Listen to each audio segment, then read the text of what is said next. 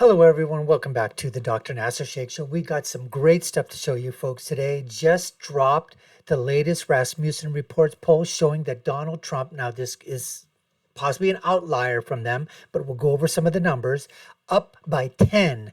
August 19th, folks, August 19th from 2 days ago, showing that he's up by 10. Now, let me go over some of these things for you. I know it might be kind of hard to read on your end, but if we go back to July 23rd, here's what Rasmussen has been doing. They've been polling every single day, folks. They're not supported by anyone. They're not beholden to anyone. They now people say, well, they're a right-wing pollster. Folks, they were pretty much on the spot back in 2016 and in 2020 and in 2022 during the congressional elections.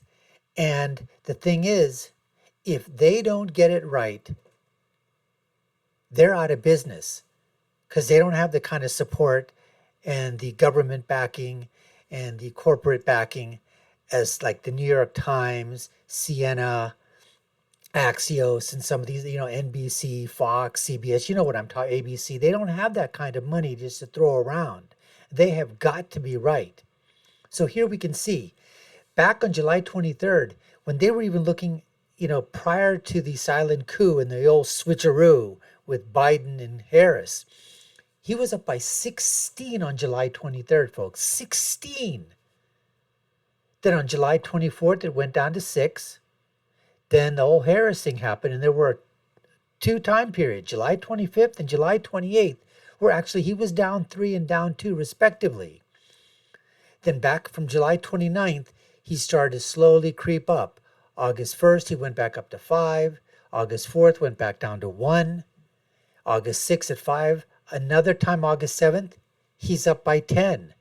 And then since then, all the press that came out, all the fawning, everything that happened out there, folks, with the media just doing their glitzy blitz, Newsweek, Time Magazine on the cover, beautiful portrait picture, airbrushed, the whole thing, Kamala the Queen, Kamala. I mean, they're basically saying, people are coming out and saying they haven't seen anything like this ever in a rollout.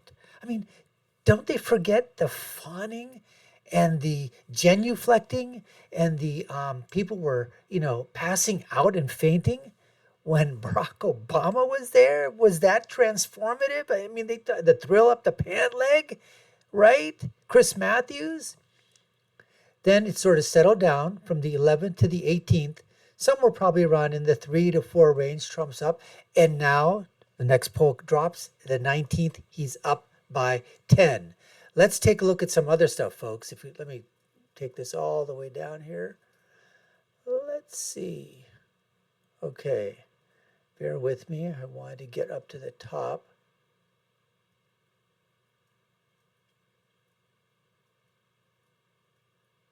Look at this here, folks. 54%. This is today. 54% of voters disapprove of Joe Biden. That's today. Then, Rich Bears from the People's Pundit. What's he talk about? Again, the revisions, right? We talk about the revisions. Manufacturing, negative 115,000, folks. Negative 115,000.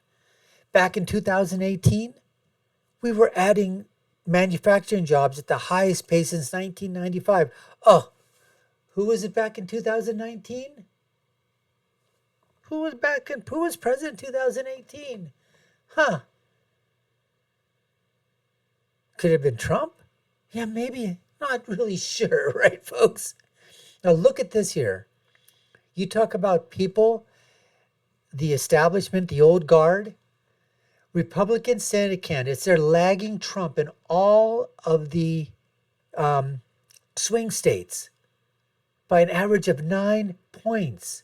Look at this. In Arizona, Trump's up by 2, but the Senate race, Lake, down by 8. Michigan, Trump's down by 1. Our Senate, down only by 2. In Montana, he's up by 23. They're up by 7. Okay, that's fine, but still, that's a differential of 16 points. Nevada, negative 13. Even in Ohio, where Trump's up by 7, it's -5. Pennsylvania, up by 1, down by 3 for -4. Wisconsin, Trump shown being up by 1. Senate race, down by 10 in terms of points, lagging behind into the president, down by 9 there. And so they're saying that people ask, how can Trump be doing so well nationally but be tied in the swing states? Well, Mark Mitchell of Rasmussen basically is saying he's actually doing way better in the swing states than he was in our 2020 polling. So look, this was the 2020 change. All right? Take a look at this.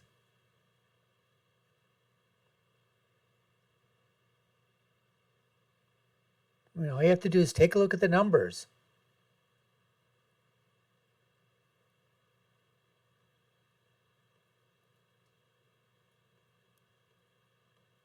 So let's just go down here, see a few more things here.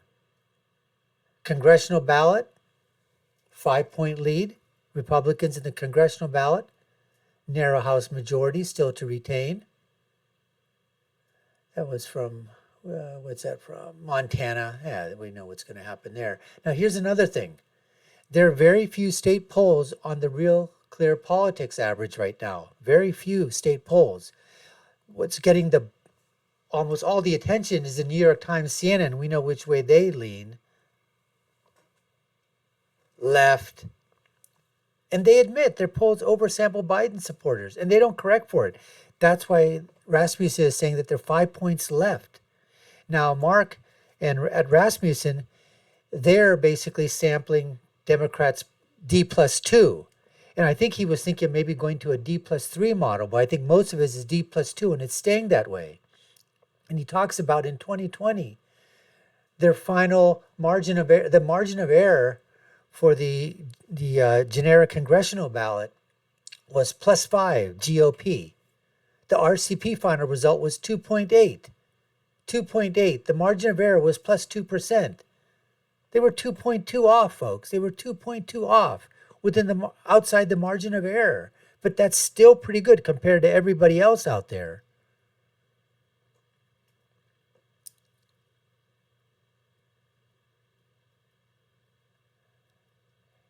And back to what we're talking about, that 10-point swing, even though they're saying it's probably an outlier, but right now it's roughly a 3-point national race. Now, folks, even when it comes down from 3 and it goes down to Trump +2 or +1, or even if they're tied nationally, you have to understand one thing.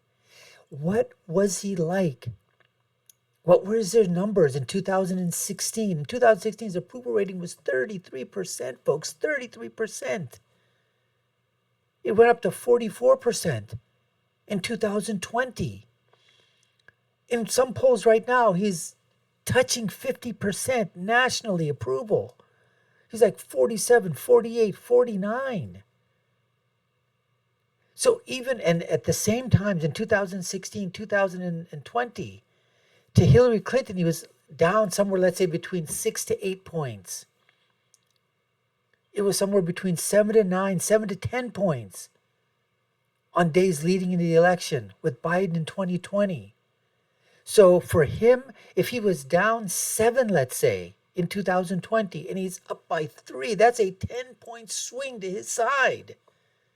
So even if it goes down, we're talking, what is happening in the swing states? At the national average, he's up 7 compared to similar dates, 2016, 2020.